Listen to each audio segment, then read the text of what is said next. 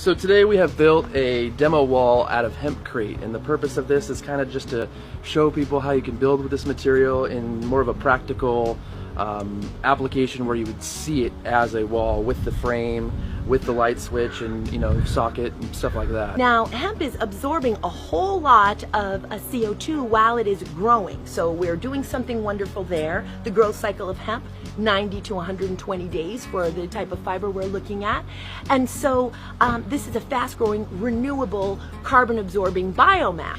So a basic hempcrete recipe is 4-1-1. 4 parts industrial hemp hurd to 1 part lime-based binder to 1 part water. So we take that appropriately processed and dried hemp hurd, we add the water to it so that the hurd can soak up that water, because once we add the lime binder into the water, we're going to start to get our chemical set. So hurd, then water, then lime, mixed together. About 7 or 8 minutes once you've got the good mix. Test it to make sure you don't have too much or too little water, which again will change with the temperature and humidity of the day, how much water you use.